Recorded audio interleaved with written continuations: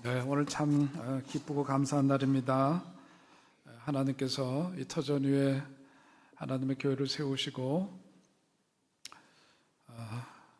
우리 감리교를 편입된 지는 이제 35년이 되었습니다만은 이제 가련 순복음교회로 시작된 우리 교회입니다. 교회 역사를 보자면 48년이 된 그런 교회죠. 그동안 하나님의 은혜 가운데 우리 교회가 이 지역사회 속에서 복음을 전하는 일에 또 예수님의 사랑을 또 나누고 전하는 일에 귀하게 쓰임받게 된 것 감사드리고, 또한 한편으로 정말 하나님의 뜻을 이루기 위해서 힘을 다해서 기도하시고 또 섬기시고 물질로 또 몸으로 여러 가지 모습으로 헌신해 오신 또 앞선 믿음의 우리 선배님들, 믿음의 선진들 기억하면서 또한 감사의 마음을 드리고 싶습니다. 오늘 교회 기념, 창립 기념일을 맞아서 생각하게 되는 것은 사람이 자기 이름에 걸맞게 사는 것도 참 쉬운 일은 아닙니다만은 우리 교회를 생각할 때도 그렇습니다. 교회가 교회다운 교회 된다는 것 참 어려운 일입니다. 목사도 목사답게, 우리 장로님들도 어디서든지 장로답게 그렇게 산다는 것 참 어려운 일이죠. 오늘 성경 말씀을 보면 안디옥 교회에 대한 이야기를 우리에게 들려주면서 오늘 교회 생애를 맞이한 우리들에게 한 교회 성경에서 제시하고 있는 한 교회 모델을 한번 생각한다면 안디옥 교회를 모범으로 삼고 또 우리 교회를 그 안디옥 교회와 한번 비추어 보면서 지난날에 대한 감사와 더불어서 앞으로의 미래를 위해서 우리 교회가 어떤 점들을 더 붙돋으면서 나아가야 될 건가 하는 것을 함께 생각해 보고 싶습니다. 성경에 나오는 안디옥 교회를 보면은 세상 사람들이 안디옥 교회 교인들을 보면서 그리스도인이라고 최초로 부른 교회라고 그렇게 성경 기록하고 있습니다. 그전에는 그저 예수를 구주로 믿고 사는 사람들에 대해서 사람들이 그 무리들을 일컬어서 통칭하는 언어가 없었는데 안디옥 교회의 성도들을 보니까 저 사람들이야말로 그리스도를 가장 닮은, 예수님을 가장 닮은 사람들이다. 스스로가 붙인 이름이 아니라 세상 사람들이 붙여준 이름, 바로 그것이 그리스도를 닮은 사람들이라는 뜻을 가진 크리스찬, 기독교인입니다. 예수 믿는 사람들이 진짜 예수쟁이 되고 예수를 따르는 사람으로 인정받아야 하는 것처럼 가만 생각해보면 교회도 세상 속에서 인정받는 교회 되어야 하는데 참 어려운 일입니다. 오늘과 같이 교회가 그야말로 많은 사람들에게 정말 조롱을 받고 교회에 대한 평판이 땅에 떨어진 그런 현실 속에 있습니다.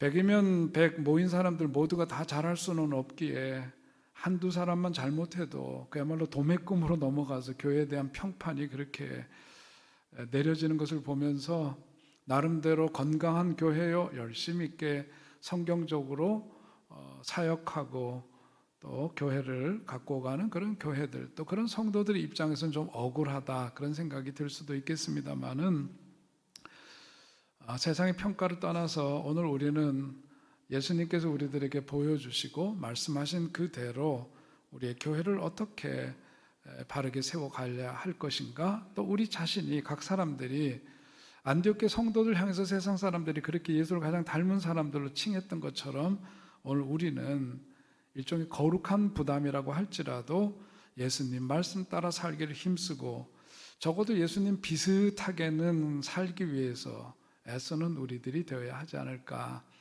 오늘 교회 생일을 맞이하면서 우리들의 마음이 정말 예수님께서 우리들에게 바라시는 그런 성도, 그런 교회의 모습을 닮아가기 위해서 새롭게 다짐하고 결단하는 그런 우리가 될 수 있기를 주의 이름으로 축원드립니다. 오늘 본문에 들어가서 보면 안디옥 교회가 어떻게 해서 생겨난 교회인가를 생각해 보면 안디옥 교회는 오늘 19절에서 말씀하고 있는 것처럼 스데반 집사가 순교를 당하는 것을 비롯해서 이제 예수가 그리스도이심을 선포하고 전파하는 가운데에서 초대교회 많은 핍박과 박해가 벌어지는 그런 상황이었습니다. 스데반에 일어난 일로 환난으로 말미암아 흩어진 자들이 오늘 본문에 보니까 그렇죠. 베니게와 구브로 안디옥까지 이르러 유대인들에게 말씀을 전하는데 그들이 그렇게 순교 현장, 박해받는 현장 속에서 숨어서 그냥 어디론가 몸을 감춰버린 것이 아니라 그런 가운데서 그들이 더 이상 자신들이 살고 있는 삶의 터전에서는 살 수는 없어서 그 땅을 떠나야 했고 흩어져 살아야만 했지만 거기에서 마치 비밀 요원처럼 내가 크리스찬이라고 하는 사실을 숨기고 살아간 것이 아니라 그곳에서 흩어진 바로 그 현장 속에서 예수가 그리스도이심을 전파하고 복음을 전하는 일에 그들은 힘썼다. 그래서 그 복음의 역사가 오늘 안디옥 교를 통해서 특별히 이방인들에게도 복음이 전파되고 그래서 세계 선교의 밑거름이 되고 발판을 만들어가는 거룩한 역사가 바로 안디옥 교를 통해서 있게 되었다 하는 것을 성경은 보여주고 있습니다. 가장 먼저 오늘 안디옥 교회가 갖고 있는 특징을 말한다면 안디옥 교회는 이방 선교 전초 기지였을 뿐만 아니라 복음의 울타리를 넓히는 그런 교회였음을 성경은 보여주고 있습니다.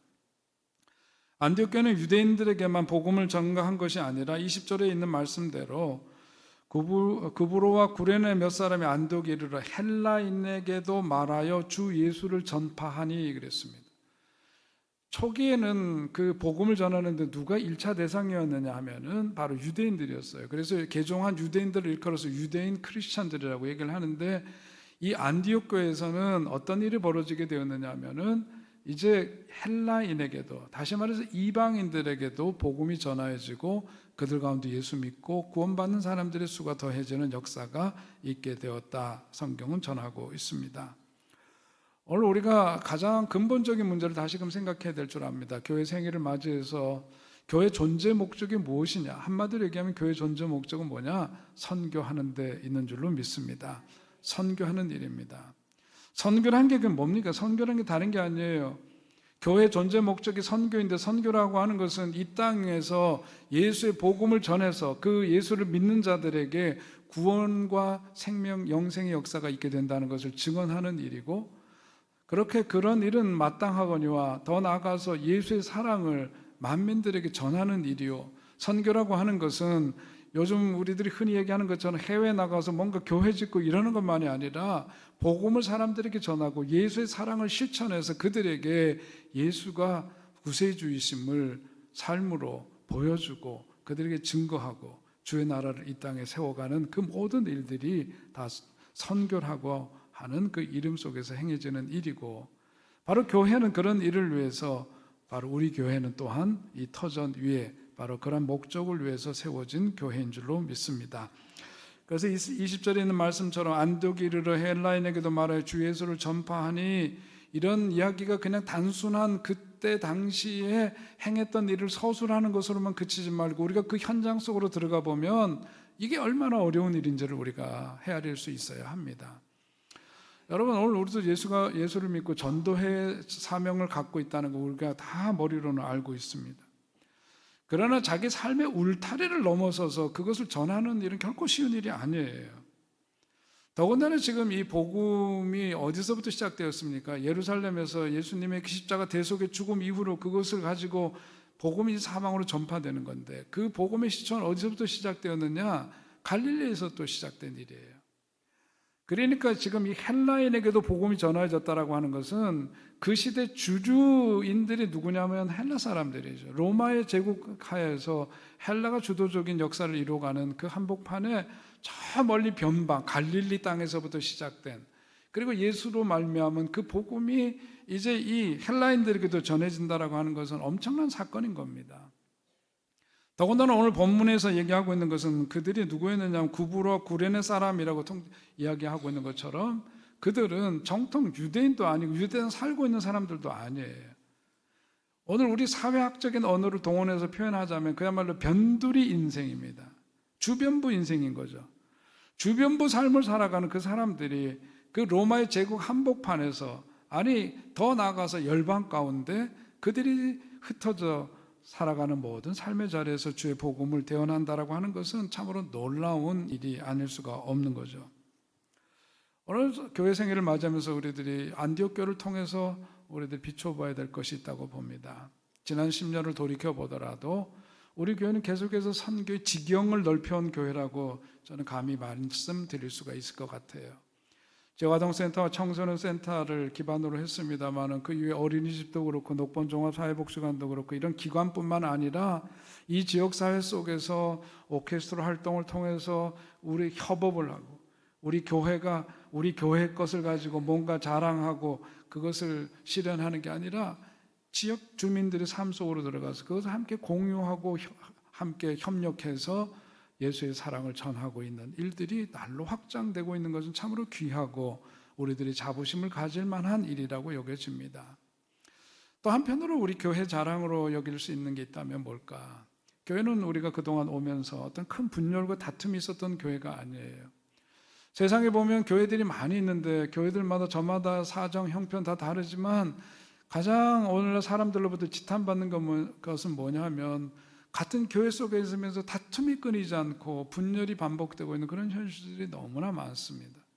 그런 점에서 우리 교회는 큰 그거 없이 분열되지 않고 다툼 없이 이렇게 쭉 오늘까지 이르게 됐다는 것은 참 감사한 일이 아닐 수가 없죠.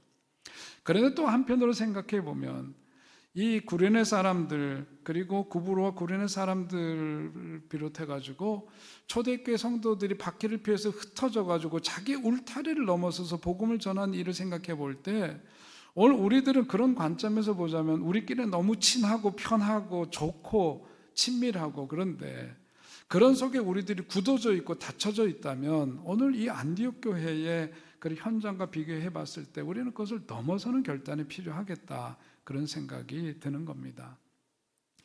사실 우리 교인들끼리 친한 거는 너무 좋은 일입니다. 우리가 그야말로 혈연적인 관계에서 가족보다도 어떻게 보면 더 가까이서 친밀하게 지내는 관계가 교회적인 관계고 교회 공동체의 한 일원으로서 그런 새로운 영적인 가족 공동체를 얻게 된 것은 너무나 큰 선물이 아닐 수가 없죠. 그런데 어떤 점에서 문제는 뭐냐면 새로 우리 교회를 찾는 이들 또 이런 이들에게 있어서 과연 우리들끼리 너무 친숙함이 누군가의 새로 우리들 교회를 찾아온 이들에게는 어떻게 느껴지고 보여지고 읽혀질까? 이 점을 우리들이 생각하지 않으면 안 되는 거죠. 우리는 누구나 다 그렇습니다. 안전을 느끼는 것은 뭐냐면 친밀함 속에 평안할 때 그런 거죠. 그런데 오늘 교회 현장 속에서 일어난 초대교회 현장의 일을 보게 되면은 유대 땅 토박이들끼리 모여가지고 우리끼리 너무 좋다가 아니라 그 울타리를 넘어서는 역사가 있었어요. 그래가지고 낯선 땅이지만 그곳에 가서 복음을 전하고 자기 민족도 아닌 이방인들에게도 복음을 전하는 그런 일들을 그들은 결행했다 하는 것을 성경은 보여주고 있습니다. 오늘 우리도 그렇습니다. 우리들에게 익숙한 것을 넘어서는 용기와 그런 결단이 우리들에게 있어야 될 줄로 믿습니다. 예수님이 교회에 주시는 위대한 사명은 다른 것 아니에요. 전도와 선교입니다. 그것은 전도와 선교를 우리가 이루는 삶을 실현하는 삶을 살아가려면 뭐냐면 익숙한 것으로부터의 탈피가 있어져야 돼요. 여러분 우리 교회 찾는 이들에게 낯선 이들에 대해서 환대할 줄 알아야 되고 식당에서 밥을 먹더라도 낯선 이들을 환대하고 함께 그 곁에서 멋졌지 않게 그렇게 살펴주는 이런 일들이 다 자기 울타리를 깨는 일들이에요. 울타리를 깨는 일이 우리가 살던 가련동을 떠나가지고 멀리 아프리카를 꼭 가야 되고 이런 건 절대로 아닙니다. 나에게 익숙해 있는 삶의 습관을 벗어나는 일이에요.